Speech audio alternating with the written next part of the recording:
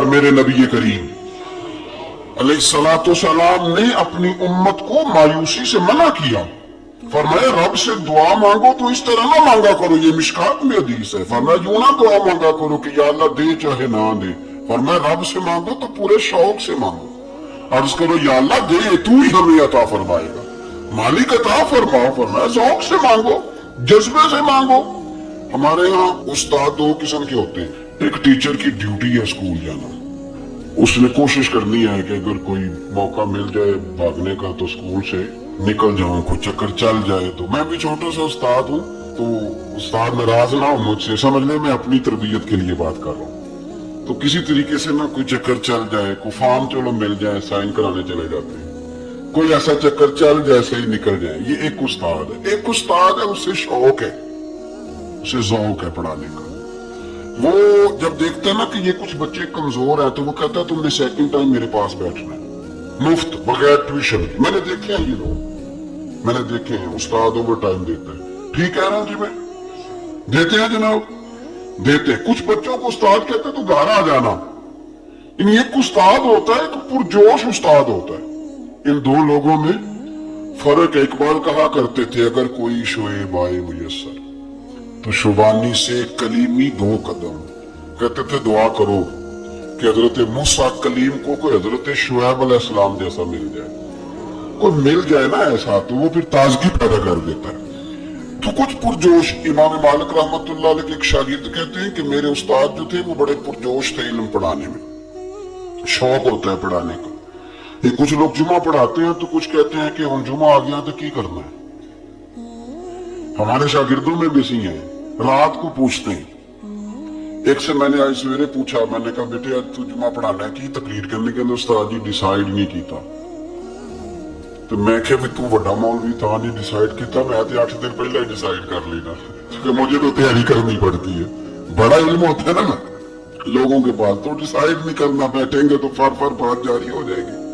کہنے لگا نہیں وہ. میں نے کہا خدا کے بندے کہتے ہو لوگ آخر میں آتے ہیں, تم بتاؤ تم تو تیاری آخر میں شروع کرتے ہو. کچھ خدا کا خوف کریں بھائی. ایک استاد ہوتا ہے ایک پرجوش. امام مالک کے شاگرد فرمانے لگے کہ ہمارے استاد پڑھانے میں بڑے باذوق تھے, ان کا جذبہ رہتا تھا پڑھانے کا اور کتاب سے وابستہ رہتے. پڑھنا پڑھانا مسائل دریافت کرنا یہ شعبہ ہے نا جی ہمارا. جس طرح آپ جس شعبے سے وابستہ ہیں تو اگر آپ اس کو چھوڑ دیں گے نا. فزکس کا استاد بھی کہتا ہے کہ اگر رات کو میں خود پڑھوں گا نہیں تو سویرے پڑھا نہیں سکوں. اگر آپ وابستہ نہ رہتے اپنے شعبے کے ساتھ, نئی نئی چیزیں پیدا ہوتی ہیں, جدت آتی ہے, تو آپ جوش ہی نہیں ہے اس شعبے کا, تو پھر بات کیسے آگے بڑھے گی. تو کہتے ہیں امام مالک بڑے جب بیمار ہو گئے شدید, تو شاگرد کہتے ہیں میں تیمارداری کرنے گیا, تو میں نے جب دیکھا تو مجھے چہرہ دیکھ کے سمجھ آئی کہ امام مالک کا آخری وقت ہے, بڑے کمزور ہو گئے اور معدے میں اور پیٹ میں اتنی تکلیف تھی کہ انہیں دودھ پلایا جا رہا تھا چمچ کے ساتھ, پیالے کے ساتھ, صرف دودھ پی سکتے تھے, کمزور ہو گئے. فرماتے میں جا کے بیٹھا, زندگی میں کبھی ایسا نہیں ہوا تھا کہ میں جاؤں اور امام صاحب کسی دینی مسئلے پر مجھ پر گفتگو نہ کریں. آج میرے دل میں خیال تھا کہ اب تو اس وقت تو ہوش ہی نہیں رہتی کوئی آدمی, لیکن کہتے میں جا کے بیٹھے تھا کہ امام صاحب نے آنکھیں کھولی. فرمایا ماشاءاللہ آپ آئے, چلو یار میں بھی کوئی بندہ ہی تلاش کر رہا تھا, ایک مسئلے پہ بات کرنی تھی. کہتے ہیں لفظ نہیں پورے ادا ہوتے, ان کے جملے ٹوٹتے ہیں, بیچارے کمزور ہو گئے, بڑھاپا ہے, ایک مسئلے پر بات کرنی تھی. تو فرماتے ہیں کہ میرا دل نہ اتنا نرم ہوا کہ میرے آنسو بہ گئے. میں نے کہا اس حال میں بھی استاد جی آپ کو دین کی فکر ہے. کہنے لگے یار ایک آدمی نے مسئلہ پوچھا ہے تو اس کو حل کر کے دینا ہے, یہ رسول اللہ کا دین ہے. علماء کی ذمہ داری ہے آسان کر کے لوگوں تک پہنچائیں. ہر آدمی اس تک تو میں نے وہ دینا ہے, یہ میری وفا ہے اپنے مذہب کے ساتھ, آخری دم تک دینا. میں اپنی حیاتی تو قربان تھی وہاں, میری محمد پکینے گزر گئی. یہ کرنا ہے کام, لوگوں کو آسان کر کے دین پہنچانا. فرماتے ہیں کہ میں نے کہا استاد جی فرمائے. کہنے لگے یار یہ حج کے موقع پر جو رمی جمار ہوتی ہے, جمرے کو شیطان کو کنکر مارے جاتے ہیں, پوچھنا یہ ہے کہ دونوں طرح سے سنت ہے, پیدل بھی مار سکتے ہیں سواری پہ بھی.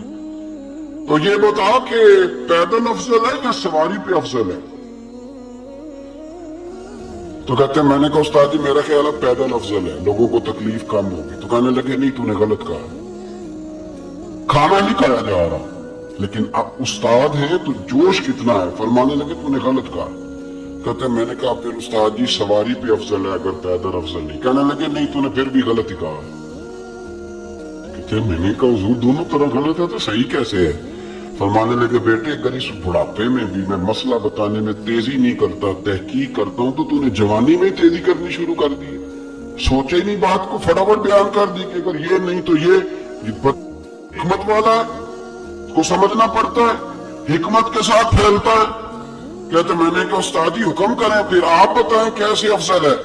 فرمانے لگے مستحب ہے، اچھا عمل ہے کہ ایک شیطان کو کنکر مار کے تو دعا مانگی جائے، اور اتنی دیر مانگی جائے جتنی دیر میں انسان 20 آیات قرآن پاک کی پڑھ لیتا ہے، اور یہ مستحب عمل ہے، یعنی کرے تو ثواب ہے، نہ کرے تو گناہ نہیں۔ مستحب ہے کہ دوسرے کو کنکر مار کے پھر دعا مانگی جائے، تیسرے کو کنکر مار کے کھڑے نہیں ہونا، دعا مانگتے مانگتے چلے جائے۔ تو فرمانے لگے مسئلہ سن، جس نے چونکہ مستحب ہے مانگے چاہے نہ مانگے، تو جس نے تو کنکر مار کے دعا مانگنی ہے نا، اس کے لیے افضل یہ ہے کہ وہ پیدل کنکر مارے، اور جس کا ارادہ دعا مانگنے کا نہیں نا، اس کے لیے افضل یہ ہے کہ وہ سواری پہ بیٹھ کے کنکر مارے۔ تو دونوں جہتیں بدل جائیں گی۔